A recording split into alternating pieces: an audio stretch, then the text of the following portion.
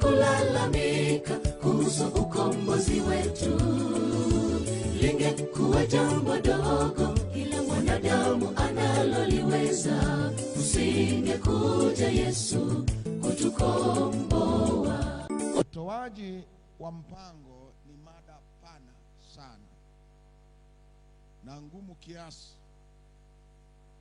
kwa vile kabla ya kuielewa vizuri mtu anakuwa na hisia kwamba madai ya Mungu kwake yamepitiliza kiwango cha kuhimili vishindo vya mahitaji yake kama mtu binafsi na familia yake.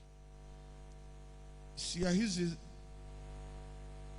zinakuwepo katika fahamu za watu, na kwa namna fulani inachochewa na ukweli kuwa historia ya utoaji wa kanisa la Waadventista wa Sabato haijulikani kwa waumini wengi. Hawajui tunakotoka na tunakoenda.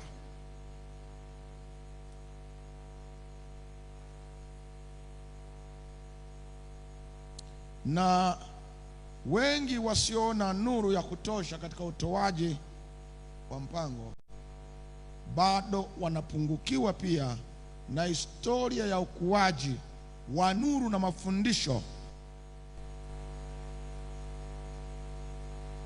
ya ibada ya matoleo kwa kanisa hili. Kwa maneno mengine, mtu ajui kanisa linatoka wapi, linakwenda wapi.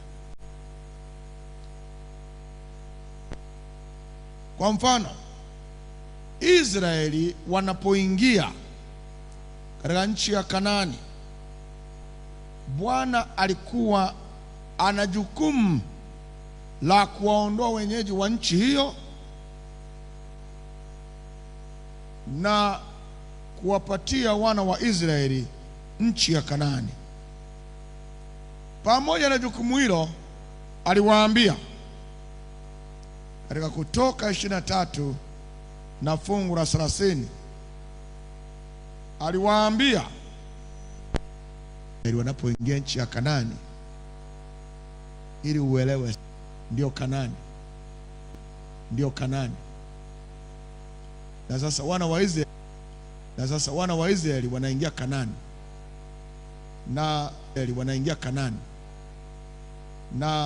na Mungu atawatoa wakazi wa hapa wote. Bwana atawaua wa Kanaani, halafu nyumba na mashamba lakini hamiri hivi sasa. Yani alionayo ni mengi, ila uwezo wa kuyastahimili na Mungu. Na ndio maana mhubiri anasema katika Mhubiri 3:1, kwa kila jambo kuna majira yake. Nitakuonyesha tu kidogo.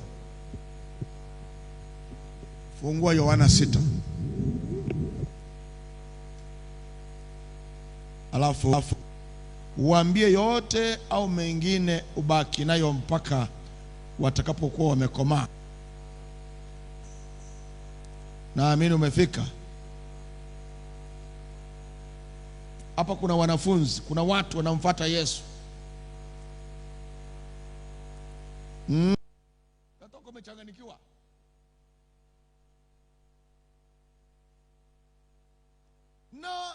Na Yesu ili apate wanafunzi, kia walisema neno hili ni gumu na ni nani awezaye kulisikia?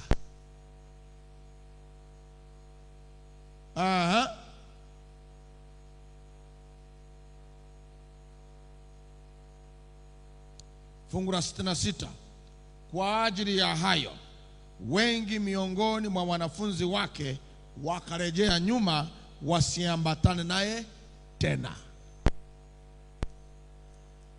Nuru inapokuwa inafunuliwa, wamemwacha Yesu, wakabaki wangapi? Angalia 67, ndio waliobaki. Mstari wa 67, Basi Yesu akawaambia wale thenashara, je, nyinyi nanyi mnataka kuondoka? Ule mkutano mzima umeisha, sasa amebaki na wangapi tu? 12. Basi Simoni Petro akamjibu, Bwana, twende kwa nani? Wewe unayo maneno ya uzima wa milele, nasi tumesadiki tena tumejua ya kuwa wewe ndiwe mtakatifu wa Mungu. Haleluya. Ina maana kama Yesu ataenda kujifunua, atajifunua kwa Hawa. Ndio maana wana wa Israeli wanapoingia Kanaani hawaingii siku moja, na wale wa Kanaani hawaondolewi siku moja. Na ndio maana hata nuru ya kanisa hili haikuja siku moja, ilikuja kidogo kidogo na bado inaendelea.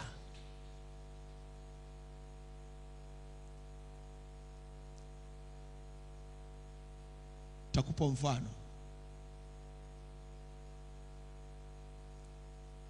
Wale waliokuwepo wakati wa matengenezo ya William Miller na kuyasikia mahubiri ya marejeo ya Kristo mara ya pili waliitwa Waadventista.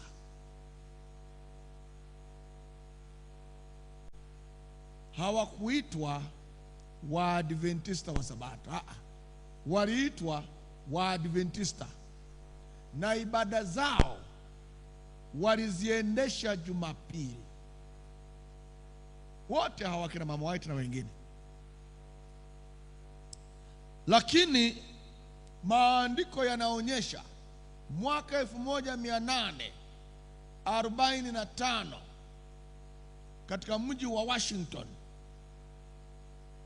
kulikuwa na mchungaji Mwadventista Frederick Wheeler, na alipokuwa anafanya mahubiri yake, huyu Mwadventista akawaambia washiriki wanaomsikiliza kwamba kama Bwana akija leo atatukuta tumejiandaa, tunafaa kwa uzima, tumeyashika maagizo yake yote. Na kwenye ibada hiyo kulikuwa na mama mmoja anaitwa Lecho Okesis. Akasimama nyuma akasema kwa sauti, mchungaji, hatujawa tayari, hatujatunza sabato ya Bwana. Mchungaji akamuuliza, sabato ya Bwana ndio nini? Mama yule akapewa nafasi kwa ujuzi mdogo kwa nao aelezee juu ya sabato ni nini. Akaeleza siku ya 7 ya juma, siku ya ibada, siku ya mapumziko, amri ya Mungu. Na yule mchungaji Frederick Wheeler akamsikiliza kwa makini, na anafuatisha mafungu mama anayotoa, yule mwanamke anayotoa. Hatimaye akasema, haya maneno hata kama sijawa na kina, lakini ni ya kweli, na mimi nitaanza leo kutunza sabato. Akawa mchungaji wanza kutunza sabato, Mwadventista. Kulikuwa na injinia kanisani mle, muunzi anaitwa Prebe.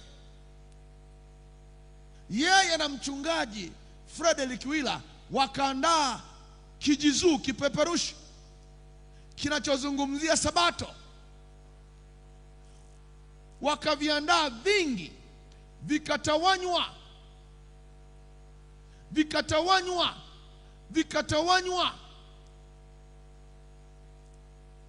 Na kimoja cha vipeperushi hivyo kikamfikia Joseph Betts, aliyekuwa naye Mwadventista lakini hatunzi sabato. akakisoma kile kijizuu, akakisoma, akakielewa, akaazimu kujua vizuri zaidi, akafunga safari kwenda Washington kukutana na waandishi hawa wawili hawa, wakamweleza nuru walionayo juu ya Sabato. Huyu nahodha Joseph Bates alikuwa ni nahodha wa meli na shareholder. Alipoujua ukweli, akaanza kuandika kitabu cha utunzaji wa Sabato, ukweli wa leo, the present truth about the Sabbath.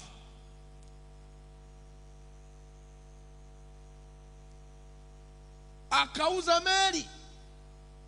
Nauliza, humu ndani ya kanisa kuna aliyeuza meli kwa ajili tu ya kununua vitabu? Haya, tuseme katika lugha ya kawaida, linaingia kichwani kuuza meli ili uchape tu vitabu? Sasa kama unaona ugumu, kanisa hili watangulizi wake walitoa mali zao. Joseph Bates akauza share yake, akapata hela yake, akaanza kutunga kitabu hicho, Nuru, ambayo Rachel Oakes ameisema, imepokelewa, imekuzwa, imekutana wasomi wamebobea kwenye Biblia, wamegundua ni ukweli. Na moja ya mikutano pale General Conference, Joseph Bates akaja na hoja ya utunzaji wa Sabato, na Mama White alikuwepo. Akaieleza utunzaji wa Sabato ulivyo, alivyousoma katika maandiko, akaueleza. Mama White akasimama akasema, subiri kidogo, twende pole, zungumzia historia ya kanisa lako ambayo wakati fulani huijui, na ndio maana unaweza ukaacha kanisa kwa urahisi. Kikao kikaisha, kutano ukaisha. Siku hiyo Joseph Bates akarudi nyumbani.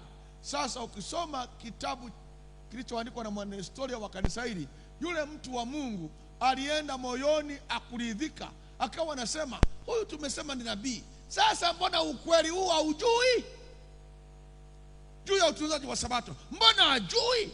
Mbona hana nuru? Ni nabii gani hana nuru ya utunzaji wa Sabato? Nuru inakuja kidogo kidogo. Kwa kina mama, ukizaa mtoto huwezi siku hiyo hiyo ukamzamisha jua, atakuwa kipofu jumla. Kwa hiyo hata Mungu nuru yake kutoka kwake anaileta kidogo kidogo. Kesho yake kikao kikaendelea. Wakati ibada inaendelea ya asubuhi, Mama White alikuwepo, Joseph Bates alikuwepo. Alikuwa nyuma kabisa, ameketi nyuma, moyo wake umesinyaa, maana alitegemea Mama White awe na uwezo wa ujuzi wa ile nuru, lakini huyo mama hakuwa nao. Wakati mhubiri anaendelea 10, Musa aliposhuka na zile amri 10, na wakati naona shuka na zile amri 10, na wakati naona yale maono, nikaona amri ya 4 ikiwa na nuru kubwa zaidi, inang'aa sana, na sauti nikaisikia ikisema, ikumbuke siku ya Sabato uitakase. Sasa ndugu zangu, nimesimama kuambia Sabato ipo.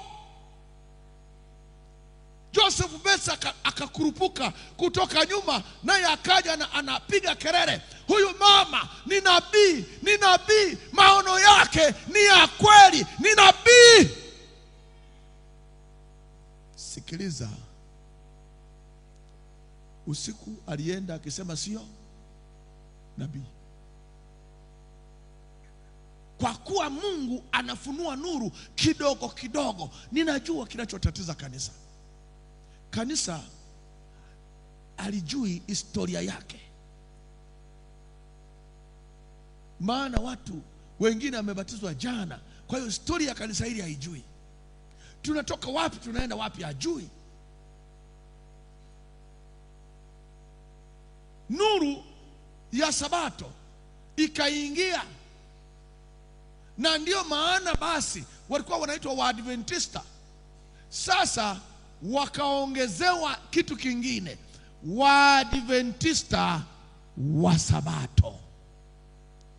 Waadventista wa Sabato, wanaotunza siku ya saba ya juma.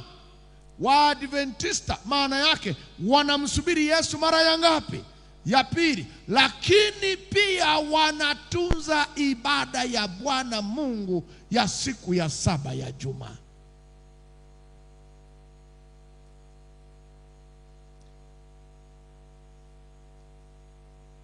Mwaka 1844 Oktoba 22, leo nazungumzia historia ya kanisa. Ninatamani Nyegezi wakae kanisani, watulie. Hii ni kanisa la Mungu. Lazima ujue kanisa limetembeaje. 1844 ambapo walimsubiri Yesu kuja mara ya pili, Oktoba 22. Jua lilipokuwa linazama kama linavyozama sasa, na ni Oktoba 22 na Yesu hajaja, walikata tamaa. Usiku lilipozama kabisa, watu waliacha imani. Katika shamba moja kulikuwa na kibanda cha kutunzia mazao kidogo, na shamba hili lilikuwa ni la mahindi, cornfield, na mmiliki alikuwa anaitwa Hiram Edison. Na ndani yake pia kulikuwa na shamba la mbuzi. Hiram Edison alikuwa Mwadventista, naye alikuwa anamsubiri Yesu aje Oktoba 22. Na sasa alipoacha kuja, yeye na watu wengine 5, jumla 6, wakaingia kwenye kibanda hiki kumuomba Bwana, maana Waadventista walikuwa wamekata tamaa. Na ukisoma vitabu vyetu vinasema the great disappointment, kufadhaishwa.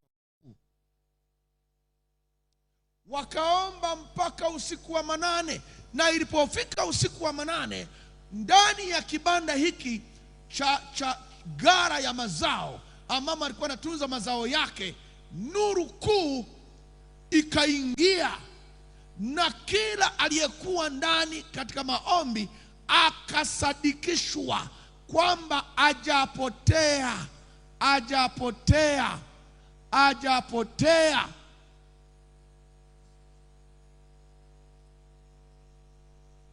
Ila wamekosea tukio. Asubuhi kulipokucha, hawa 6 wakatoka wapeleke taarifa kwa Waadventista wengine, yale maono ya Roho Mtakatifu walioyaona katika kile kibanda alichowafunulia. Niko kwenye historia ya kanisa. Adventist. Where are we coming from? Only for if we forget the past. Tunatoka wapi ukisahau ndipo unaasi. Lakini nakuhakikishia ukitoka kwenye kanisa hili utakuwa na uwezo wa kurudi tena. Na ndipo walipokuwa wanatembea wakaenda wawili. Hiram Edison akipita shambani kwake, walikuwa wawili, yeye na mtu mwingine anaitwa Crozier. Crozier yeye alikuwa ni mwandishi wa magazeti, muhariri wa gazeti linaitwa Day Down Star. Yuko mbele Mwadventista, na nyuma yuko Hiram Edison. Kila mtu, hawa watu wawili wamemezwa katika wazo la kwamba mbona Oktoba 22 1844 imepita na Yesu hakuja? Kwa nini? Na kama Roho alituambia tukio ndio limekosewa, ni lipi? Wakati wanatembea, huyu aliye mbele anaendelea na safari na huyu wa nyuma anaendelea. Huyu wa nyuma akaona mbingu zinafunguka, kwa hiyo akasimama. Wa mbele maono hayo akuyaona, akaenda na safari. Huyu wa nyuma Ila Edison akaona mbingu zinafunguka na akaona patakatifu, patakatifu. Yesu anaama mwenyewe chumba cha kwanza, anakwenda chumba cha pili, na kuna utukufu mkuu. Akaanza kusema haleluya, haleluya, haleluya. Huyu wa mbele anaendelea na safari mpaka akafika mwisho wa shamba. Alipogeuka amuoni, akarudi. Huyu ameenda wapi? Akarudi akamkuta jamaa ameinua mikono, anatazama mbinguni, anasema haleluya, haleluya, haleluya, haleluya. Akamwambia, unasema haleluya ya nini? Akasema, wewe uoni. Huyo ndugu alipotazama hakuona kitu, kwa kuwa maono sio ya watu wangapi? Ni ya mtu huyu ambaye Mungu ameona anastahimili. Akamwambia, umeona nini mtu wa Mungu? Akasema, tukio nimeshalifahamu. Nimemuona Bwana wetu Yesu Kristo anatoka patakatifu anakwenda patakatifu pa patakatifu. Akasema, una maana gani? Akasema, ndicho nilichoona. Kulikuwa na patakatifu, kuna chumba cha kwanza na kuna chumba cha pili. Nilimuona anatoka chumba cha kwanza anakwenda chumba cha pili. Ni yeye. Sasa imeandikwa wapi? Anasema, na mimi sijui. Wakarudi Waadventista wale wengine, ile pea nyingine, maana walikuwa 6, zile 2 zinaenda na safari, yeye na mwenzake wakarudi. Ile asubuhi wakaingia nyumbani, na walipoingia nyumbani mwa Ila Edison, wakakaa mezani na Biblia zao, wakasema tuanze kusoma mpaka tuone ilipoandikwa hayo maneno uliyoyaona. Ilikuwa asubuhi, wakasoma, hawakukutana na fungu. Mama yule akaleta breakfast, hawakuiona. Wakaendelea, akafika lunch, akaleta chakula cha mchana, hawakukiona. Akaleta cha usiku, hawakukiona. Wamezama, hawapati. Na jua lilipokuwa kabisa linazama, wakashindwa kupata fungu. Ndipo wakakubaliana kwamba kama ni Mungu ndiye amekuonyesha, basi anawajibika kutupa mafungu ya kutetea hiyo hoja uliyoiona. Sasa tutupe Biblia zetu chini, zifunguke zenyewe. Pale itakapofunguka tutasoma. Kama itakuwa haipo, hayo mambo tutaachana nayo. Wa kwanza akatupa, ikafunguka mpaka Waebrania 7. Wa pili akatupa, ikafunguka mpaka Waebrania 9. Wakaanza kusoma. Waebrania 7 akakutana na maneno yanayosema juu ya Melkizedeki kuhani mkuu, na juu ya Yesu aliyeingia patakatifu pa patakatifu, ambaye sasa si Mlawi, ni Yuda, ila Bwana amechagua mfumo mpya wa ibada. Huyu wa Waebrania 9 naye akakutana na maandiko yanayosema ameingia mbinguni hasa aonekane machoni pa Mungu kwa ajili yetu. Wakasoma Waebrania hiyo sasa, na waliporidhika na kujua Yesu ameingia patakatifu patakatifu, huyu mwandishi wa gazeti, mhariri na Hiram Edison wakaandika sasa muhtasari wa yale walioyaona na mafungu, akayaweka kwenye gazeti lake linaloitwa Day Dawn Star. Kabla Mama White hajaonyeshwa patakatifu pa patakatifu, Waadventista wote wakaanza kusoma na wakajua ya kwamba ameingia patakatifu pa patakatifu. Mama White alikuja kuonyeshwa baadaye, kanisa likatembea.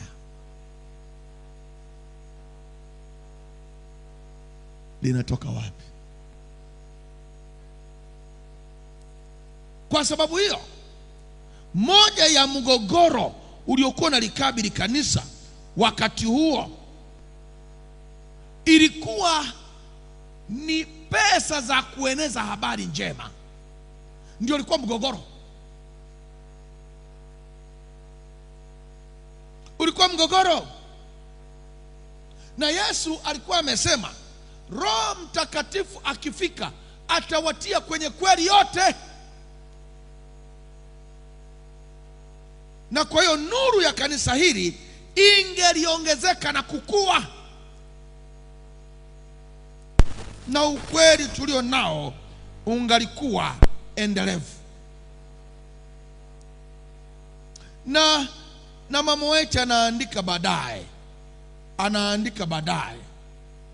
Roho ya nabii anasema ukweli wa Mungu ni endelevu, siku zote unasonga mbele, ukitoka nguvu fulani kwenda nguvu kubwa zaidi, ukitoka nuru kwenda nuru kubwa zaidi. Tunayo kila sababu ya kuamini kwamba Mungu atatuma ukweli ulioongezeka zaidi, kwa kuwa kazi kubwa haijafanyika bado. Katika ufahamu wetu wa ukweli, kwanza kuna sehemu ya kuanzia kumwelewa, kisha kukua katika uelewa, kisha kufikia uelewa kamili. Muhindi huanza na jani moja, kisha majani zaidi ya moja, hatimaye muhindi uliokomaa. Mama White anaendelea kwenye mafunuo hayo. Vingi vimepotea kwa vile wachungaji wetu na watu wamehitimisha kwamba tunao ukweli wote unaohitajika kama watu wa Mungu, lakini hitimisho hili ni potofu na linakubaliana na udanganyifu wa Shetani, kwa kuwa ukweli utaendelea kufunuliwa siku kwa siku. Mwisho wa kunukuu. Hayo maneno yako utayapata kwa Ellen G. White, gazeti la Signs of Times, dalili za nyakati, la Mei 29, 1890, aya ya 2, kwamba ukihitimisha kwamba tuna kila kitu tumejitosheleza, umepingana na Biblia, umekuwa kipofu unayehitaji dawa ya macho. Kwa hiyo ibada ya matoleo, kwa mantiki hii, Waadventista wamepitia vipindi vigumu vya matoleo yasiyokuwa na mwelekeo kabla ya kufika hapa tulipo. Kipo kipindi walikuwa hawawalipi wachungaji wao mshahara fungu kuu. Kuna wachungaji wa mshahara na wasiokuwa wa mshahara. Kwa wakasema ukimlipa tu anakuwa wa mshahara, na maana wamesoma fungu nje ya muktadha. Na pia kuna wakati walianza kulipa mishahara, lakini kwa nuru isiyokuwa kamili. Na nyakati zote hizo kazi ya Mungu ilitikisika. Kazi ya Mungu ilitikisika. Tulianzaje sasa? Walipoanza kulipa mishahara, na kutokulipa. Walikuwa wamesoma Yohana 10 fungu la 11 mpaka 13, mchungaji wa mshahara. Kwa hiyo wakaitafsiri kwamba hakuna sababu ya kulipa, kuwapa posho wachungaji ili wafanye kazi. Hili alikuwa fundisho la Yesu, na wachungaji wengi walipata madhara na shida. Edison huyu ambaye alikuwa ni miongoni mwa waliofunuliwa fundisho la patakatifu, alikuwa na mashamba ya mawili akayauza. Alikuwa na kundi la kondoo akaliuza ili kuendelea kuhubiri na kumsaidia Joseph Bates. Joseph Bates akauza Mary mpaka hela zikaisha. Na washiriki waliwapa kidogo wachungaji kwa njia ya mazao, pengine nguo zilizochakaa, alimaarufu mitumba. Hivyo maisha ya mtumishi yakawa mgogoro. Wakati fulani ilibidi sasa wachungaji wafanye kulima kipindi cha masika, na wakati wa baridi ambapo ni kazi ngumu kutembea, ndipo sasa waende kufanya kazi ya injili. Nitawapa tu mfano halisi.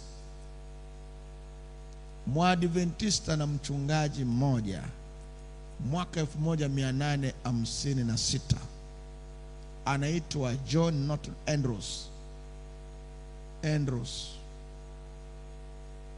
akiwa na miaka 20 alikuwa amechoka kuhubiri na kuandika, na alianza kuwa kipofu kwa sababu ya lishe, na sauti yake ilikwisha.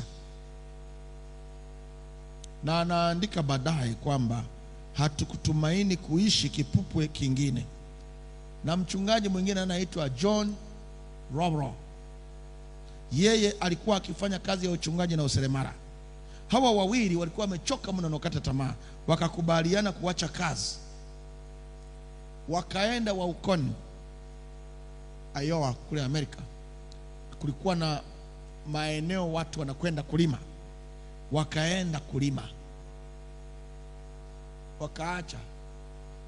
Bibi White kwenye maono, Mungu akamuonyesha maono, napenda niyasome hayo maono.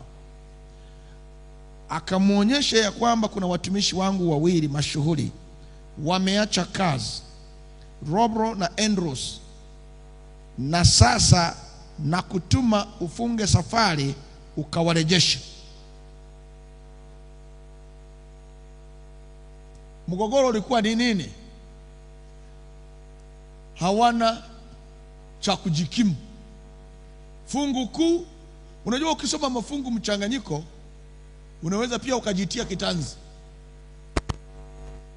Ukisoma Biblia ina uwezo wa kukutuma kufanya chochote. Kuna mafungu kwenye Ezekieli yanasema waueni kabisa, anza na wazee walio mbele zangu. Hilo litakutuma kuua wazee wa kanisa,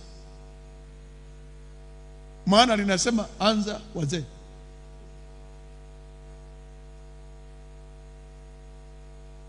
Kwa hiyo mafungu lazima yasomwe kwenye muktadha wake. Na hata vitabu vya Mama White navyo tunavisoma kwa muktadha wake. Ukisoma nje ya muktadha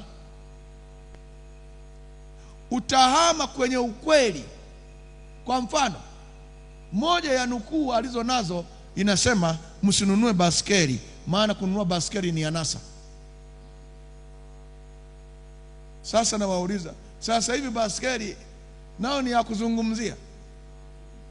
Ni ya kuzungumzia?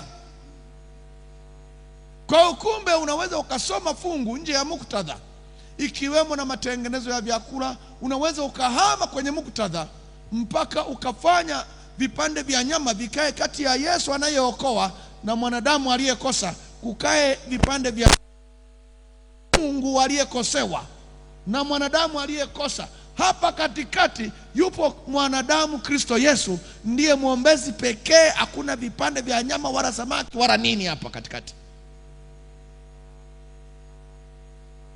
Kajichanganya na washiriki.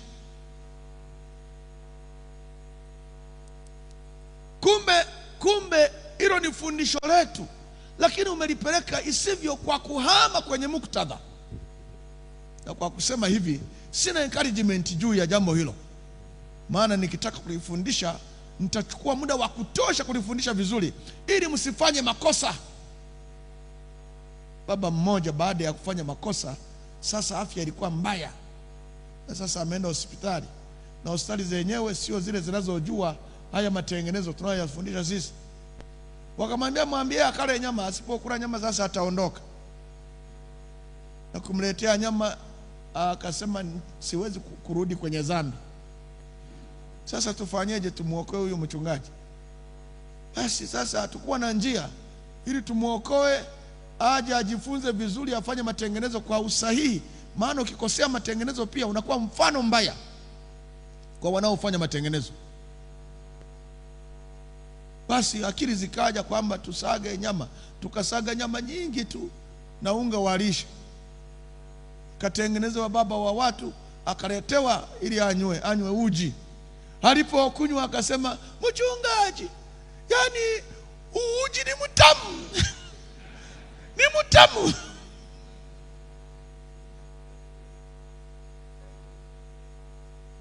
Kwa hiyo makosa ya usomaji, nuru ni yetu, unaipeleka pasipo msingi imara, unashindwa kufundisha watu mambo ya mbadala, watu wafanye nini, waache hiki, wafanye nini. Kwa hiyo nuru unaiondoa kwenye maana yake, ibaki kwenye maana yake. Tutapokea wote na washiriki watatembea kwenye nuru hiyo, maana inahitajika.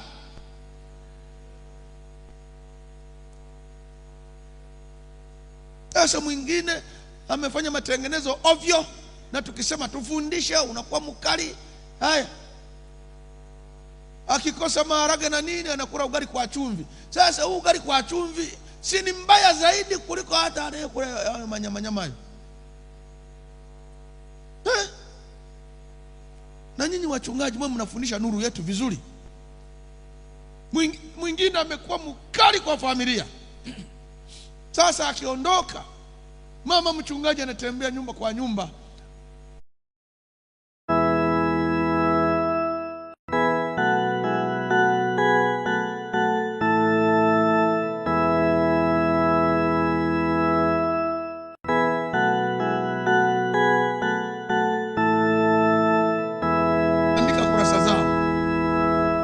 nikaenda kwa makambi, wameweka majani. Halikuwa linazuia kuwapa mshahara, lilikuwa linavuta mind zao kwamba target si mshahara, target ni kazi ya injili ya kuleta watu kwa Yesu. Kwa hiyo wachungaji hao wakakimbia. Mama White akapanda, akaenda na mume wake. Anasema, anaandika baadaye kwenye Sketch of Life, Ellen G. White Sketch of Life, anasema tulianza safari juu ya barafu, huku tukichukuliwa salama ng'ambo. Tulipotua kingo za Iowa, sote tuliungana kumshukuru Mungu.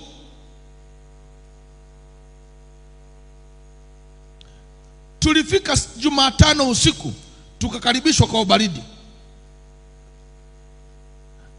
Baadaye anasema Mama White akawakuta wale wachungaji wawili walioamua kuacha kazi kwa wakulima, akafundisha, alafu akawa anatoa wito, akirudia maneno, nirudieni mimi, asema Bwana. Ndipo mama wa mchungaji mmoja, Mama Mary Robro, ambaye hapo nyuma alikuwa akimlaumu mume wake kwa kumwacha nyumbani wakati akienda kuhubiri, aliguswa na ujumbe, akaungama kwa uchungu nafsi yake kwa ushuhuda wa nguvu, na kumsihi mume wake kurudi kazini. Mume wake ambaye alikuwa amekuwa seremala na mkulima akasimama Mchungaji Robro, ambaye ndio mwandishi wa historia za kanisa la Waadventista wa Sabato, akasimama akasema maneno haya na yanukuu: nimeweka chini nyundo yangu ya useremala na kushindilia msumari wa mwisho, ili mikono yangu ishike upanga wa Roho. Sitaacha tena imani yangu, Mungu nisaidie. Akarudi.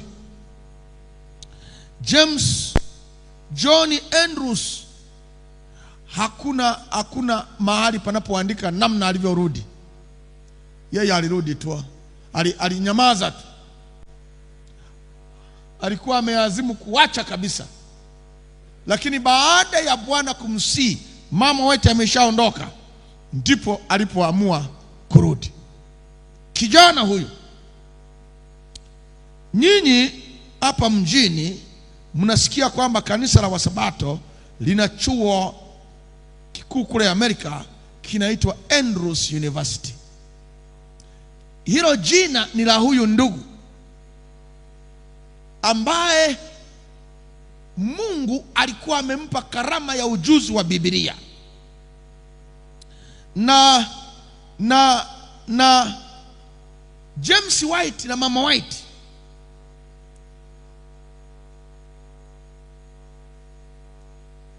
walikuwa wakipata chochote wanawapelekea hawa wachungaji ili wasiache kazi.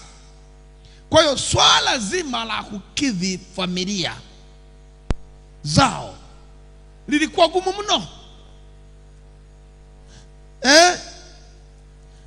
Mchungaji John Fribbs na Rhodes wanaandika baadaye kilichotokea.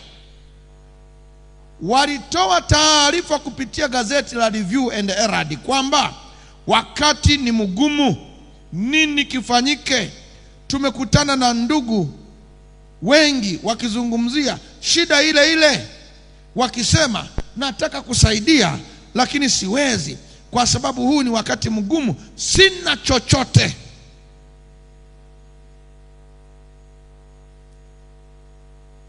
Ukienda kwenye biography Ellen G. White, kitabu cha kwanza, ukurasa wa 386, haya yapo. Kwa hiyo shida ilipoongezeka, Mungu akaona wakati umefika.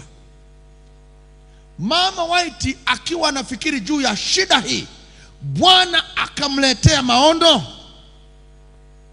Ndipo anasema Bwana amenionyesha, anamwambia mume wake, ikiwa utaita wachungaji pamoja na umuite John Andrews toka Waikoni, Iowa, kisha aendeshe darasa la Biblia, mtakuta kwamba katika maandiko upo mpango kamili wa kutegemeza kazi ya Mungu. Haleluya. Swali, walikuwa wapi? Walikuwa wapi? Wanapitia shida zote hizo, walikuwa wapi? Nimekwambia Mungu anafunua nuru yake kidogo kidogo. Na hii na James White aliyekuwa mwenyekiti akamuita John Norton Andrews kuja Battle Creek kuendesha usomaji wa Biblia kwa nia ya kutafuta mpango wa Mungu wa kudumu wa kutegemeza kazi yake. Akaja Januari 1859. Kuna maswali huwa mnauliza, mimi nikilisikiliza najua hili ni la mwaka 1859.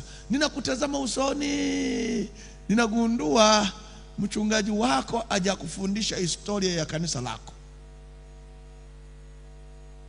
1859 wakakaa mkutano wa wachungaji wote siku 2.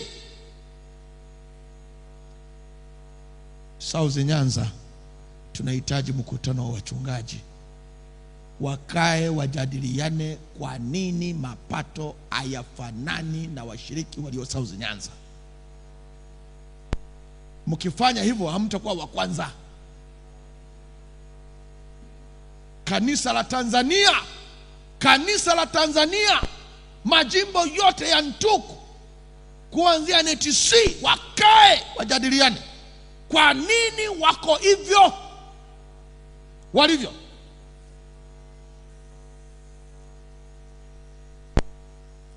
TRVF Rift Valley kule Manyara nao wakae wajadiliane kwa nini wako kama walivyo.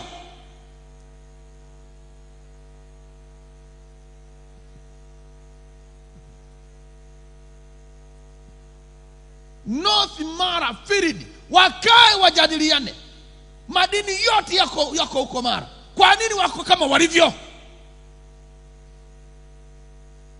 Mara Conference nao wakae. Bunda dhahabu tupu, Majita dhahabu tupu, Butiama Buhemba dhahabu tupu, migodi na migodi. Lakini washiriki wetu hakuna anayewekeza kwenye mambo magumu ambayo Mungu anataka awabariki.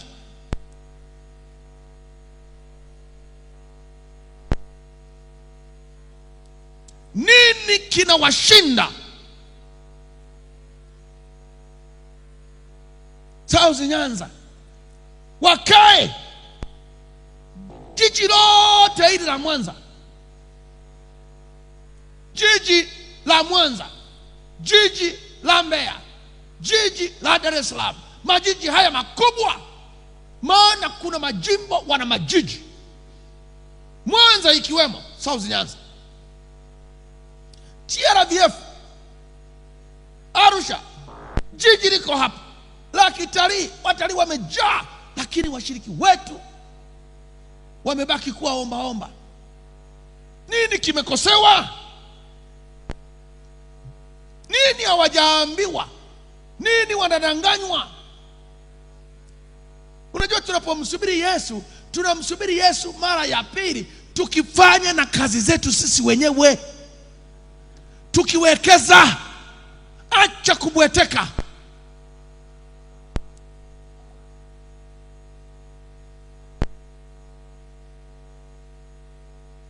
NGBF Kahama, mafuriko ya madini. Geita, mafuriko ya madini. Shinyanga, mafuriko ya madini. Jina lenyewe ukanda wa dhahabu. Kiwango cha zaka haijafika inapotakiwa kufika. Nini kimekosewa? Mama White akaonyeshwa kwamba James White amuite Andrews aliyekuwa mtaalamu wa Biblia akae na wachungaji watafute sababu.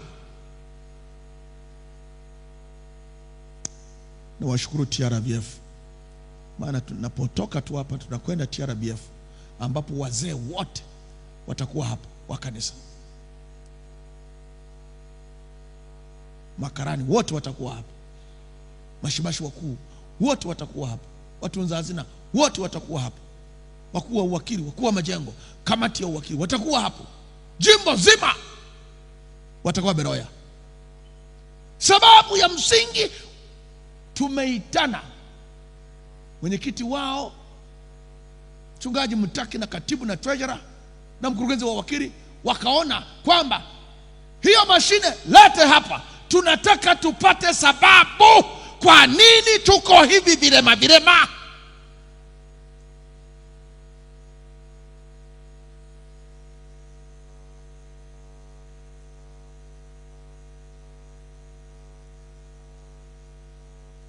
Kazi haitembei. Mama White alipomuita James White, akaenda akamuita Andrews, wakaja wakakaa siku mbili, wanafunua maandiko. Na Mama White Mungu alimwambia mpango wa kutegemeza kazi yangu uko kwenye maandiko. Acha kuwa na ubunifu usio kwenye maandiko, uko kwenye maandiko. Baada ya siku mbili ndipo wakaja na mfumo wa utoaji wa zaka, wakaja na mfumo wa utoaji, mfumo wa utoaji. Sasa nimesema, nisikilize vizuri, nuru inakwenda kidogo kidogo. Pamoja na kukaa na kujifunza, hawakufika kwenye uelewa wote, wakaishia kusema yafuatayo. Siku ya Jumapili usiku, mpango uliogunduliwa ukaletwa katika baraza la mashauri la kanisa la Battle Creek. James White anaandika, kanisa la Battle Creek lilikutana Januari 16, 1859 jioni kufikiria juu ya utoaji wa mpango ambao utawafanya wote kufanya kitu fulani kwa kazi ya Mungu kwa muda wote, kuitegemeza kuliko uwezo wao. Biography ya N.G. White 388 kurasa. Kisha John Andrews na Frisbee na James White waliombwa kuandika andiko juu ya utoaji wa mpango lililojengwa katika maandiko matakatifu. Wiki mbili baadaye, Januari 29, 1859, baada ya masaa ya Sabato kupita, kanisa lilikutana kusomewa. Nasoma taarifa sasa. Waliandikaje? Taarifa ilikuwa inasemaje? Taarifa ilipokelewa kwa sauti moja na ikapitishwa ichapwe katika gazeti la Review and Herald. Tangazo lilisomeka hivi: toka kwa kanisa la Mungu Battle Creek kwenda kwa makanisa na kwa ndugu, kaka na dada walioko Michigan, tunapenda kuuliza usikivu wenu juu ya utoaji wa mpango ili kutegemeza kazi ya kutangaza ujumbe wa yule malaika watatu. Mpango huo unakubaliana na maandiko matakatifu.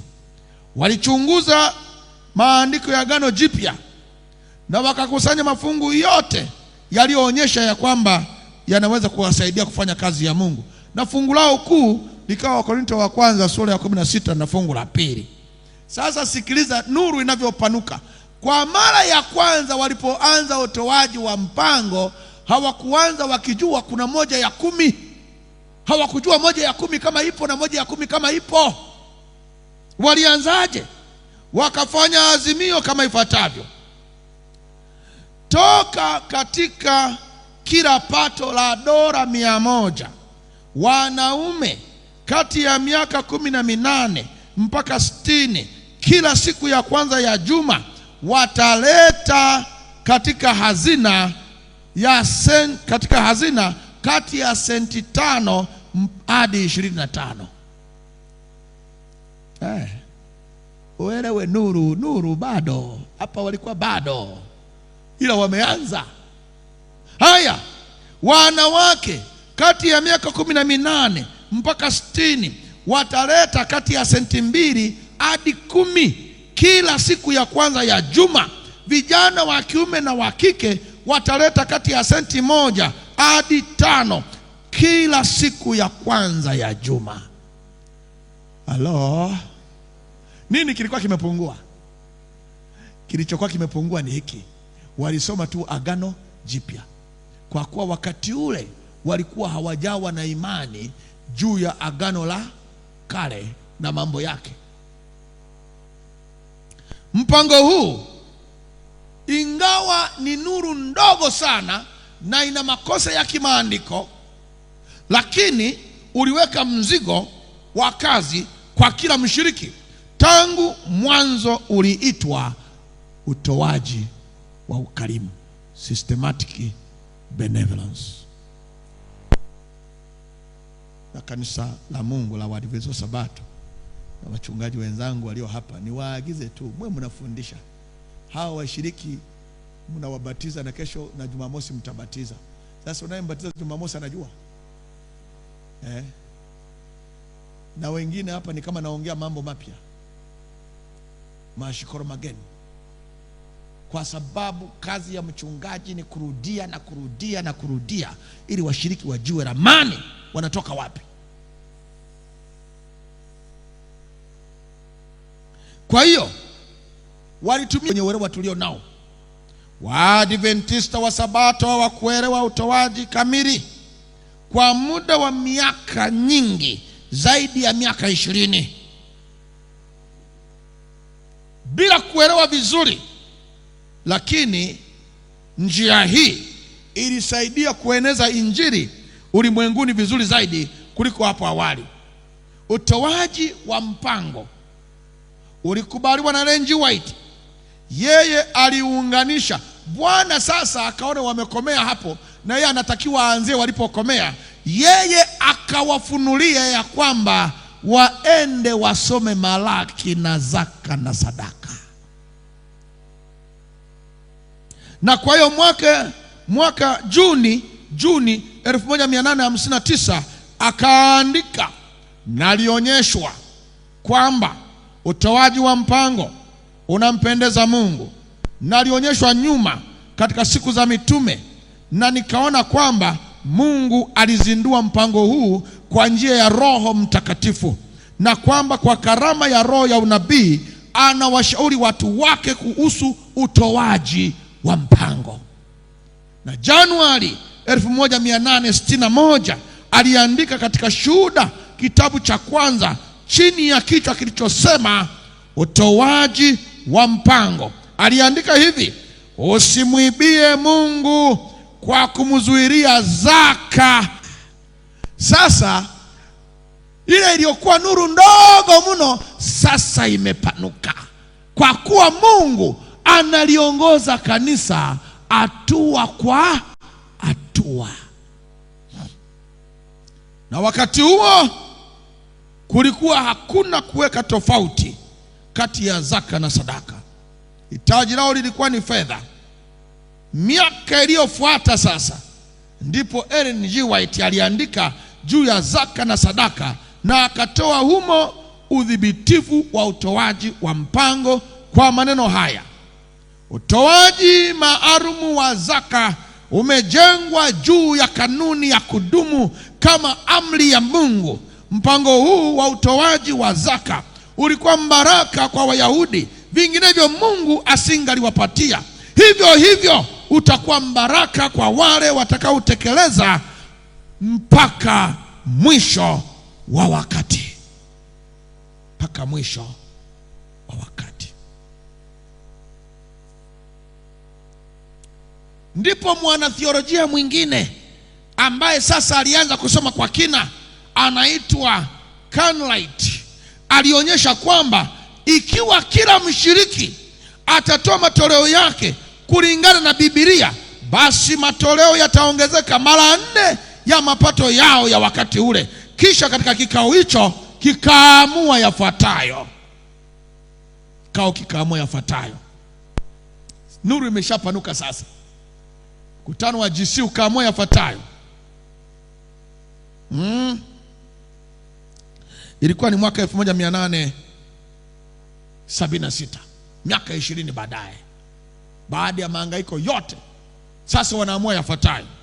Azimio namba 1: tunaamini ni wajibu wa kila ndugu na dada aliyemshiriki au anaishi karibu na kanisa au anayeishi peke yake kutoa 1/10 ya mapato yake kwa ajili ya kazi ya Mungu. Haleluya.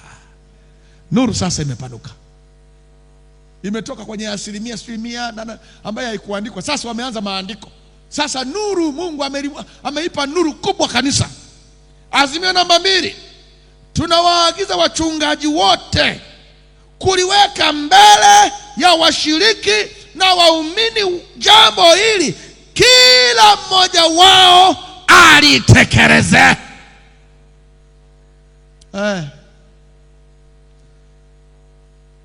Lifundishwe. Jambo la 3, kwamba mwenyekiti aunde kamati kuandaa kijizuu na kipeperushi kitakachoelekeza utoaji wa mpango. Mwenyekiti akamchagua ndugu DM Carnwright na Ulaya Smith kutengeneza hiyo kamati, na maazimio yaliyofikiwa yakaandikwa katika gazeti la General Conference, maalum na General Conference, na kuwekwa katika gazeti la Review and Herald la tarehe 6 mwezi wa 4 1876, ukurasa wa 108. Tunahitimishaje?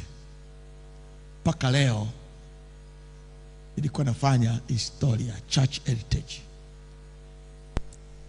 Tunaweza tukakesha, kila kitu tunachokizungumza naweza nikakuletea church heritage, kwamba kanisa lilianzaje, ndoa lilianzaje, watoto lilianzaje.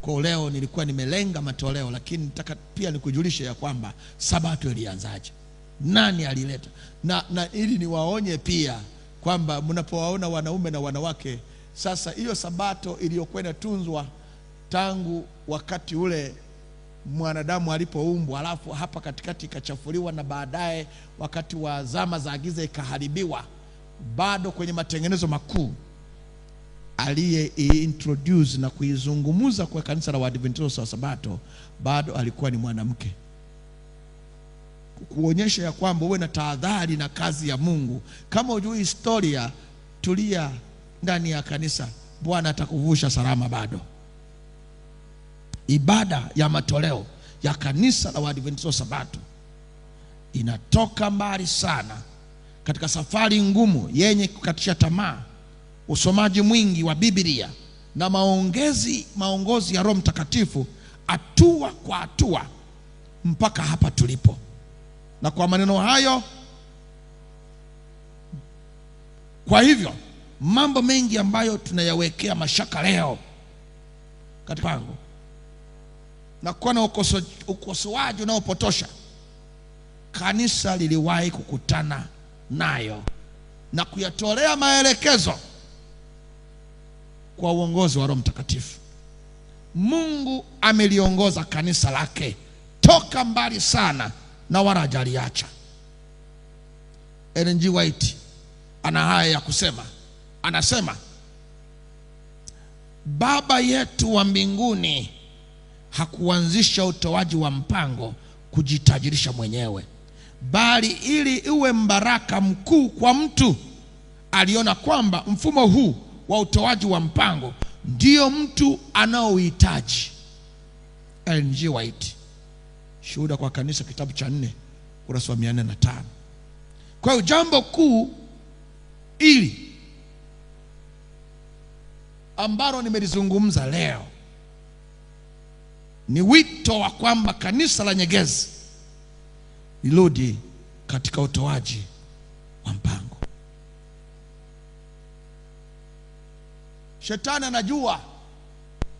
anajua kwamba mkirudi atakosa wafuasi, lakini mkisimama vizuri mtavuna wafuasi na nyinyi wenyewe. Mkishaondoa vitu vyote kwenye nyumba zenu ambavyo ni mali ya Bwana, zaka na sadaka, fanyeni kama Agano la Kale katika Kumbukumbu 26 na fungu la 13. Vitu vyote vitakatifu nimeviondoa katika nyumba yangu, nami nimempa Mlawi na mgeni na yatima na mjane kwa mfano wa maagizo yako ulionihusia yote.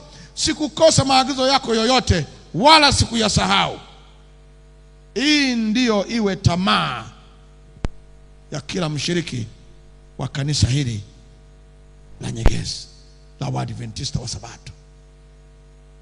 Utoaji wa mpango wa zaka umejengwa juu ya kanuni ya kudumu kama amri ya Mungu. Mungu anatusubiri. Swali kuu, taarifa zako zinasomekaje?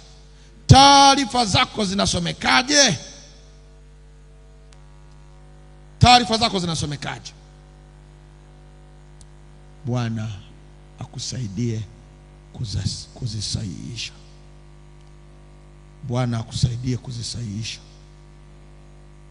na kuziweka isomeke vizuri, akusaidie kurejea. Na nikuambie tu mwishoni kabisa, Bwana atakuuliza. Kwenye roho ya unabii anasema amekuwa akitusubiri tusahihishe yaliyopita. Amekuwa akitusubiri tusahihishe.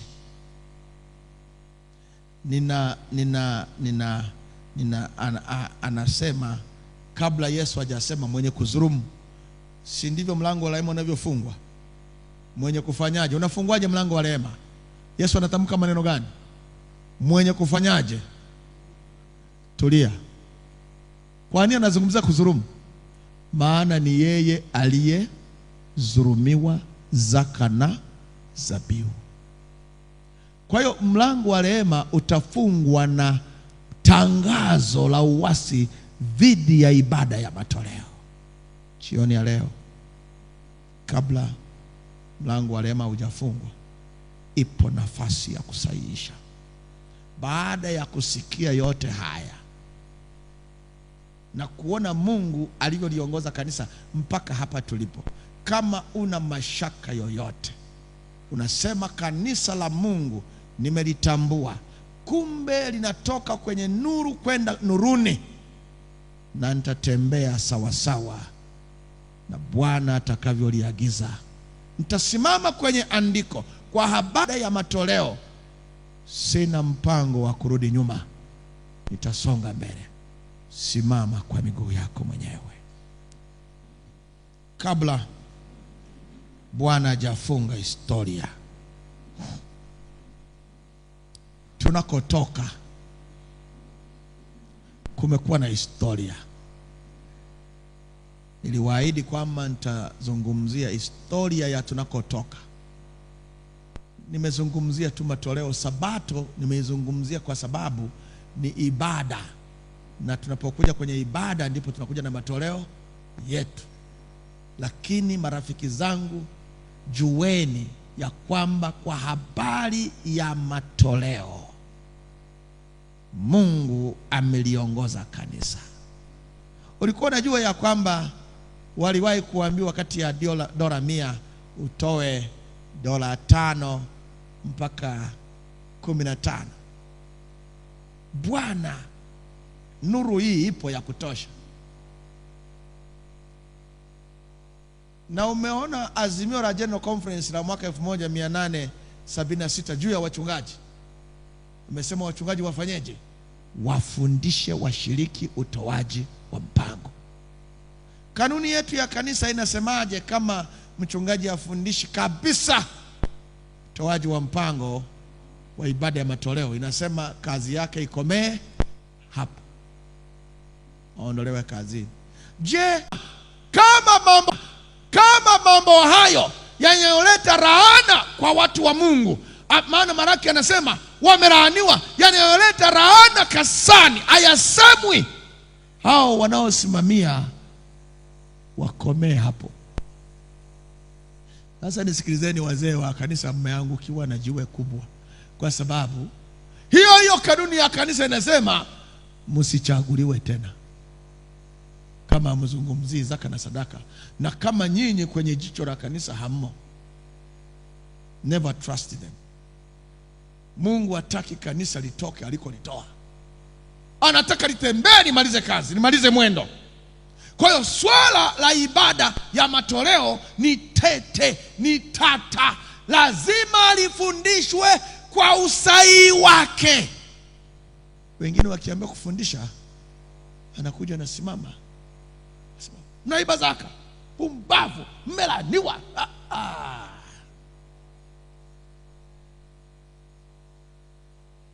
Hayo sio mafundisho. Fundisha watu wafike kwenye viwango vya kuona kazi ya Mungu inavyotegemezwa, na wajitoe kwa hiari katika mioyo yao. Jioni ya leo tutakwenda kuomba.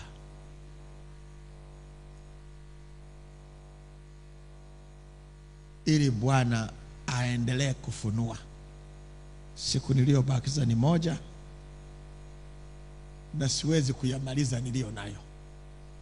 Nachagua tu kadogo, haka ni kadogo sana kwenye nayo yafahamu juu ya kanisa na connection. Labda Bwana akinipa nafasi nitafanya connection kati ya alama ya mnyama na ibada ya matoleo, na shetani anachonia kufanya saa ya mwisho. Kati kila kichwa kimeinamishwa, kila mtu anatafakari. Wale mnaotutazama katika mtandao ya kijamii, mnaotusikiliza, msifanye dhihaka tena juu ya ibada ya matoleo. Mungu ametembea na kanisa. Baba, tunakuungamia mbele za uso wako. Tunakuja kama tulivyo.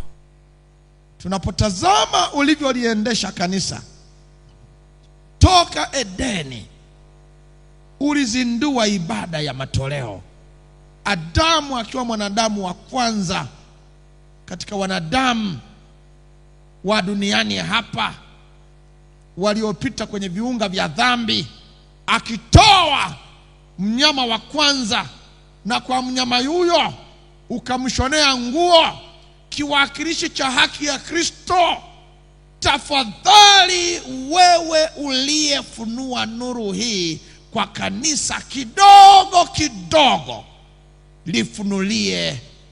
ifunue nuru hii wazi wazi kwa waumini wa kanisa la Nyegezi. Kila atakaye utafuta uso wako, jifunue kwake, ili mwisho wa safari yetu tusiwe na lawama juu ya ibada ya matoleo. Tunajiweka wakfu mikononi mwako, tuko tayari kutii. Tufunulie uso wako, tuone nuru ya uso wako na namna unavyoliongoza kanisa. Ongoza hatua zetu kidogo kidogo, hata tufike kwenye nuru kubwa zaidi ya kuokolewa, kwa kuwa tumeomba kwa imani katika jina la Bwana wetu Yesu Kristo. Amina. Bwana akubariki. Bwana akubariki.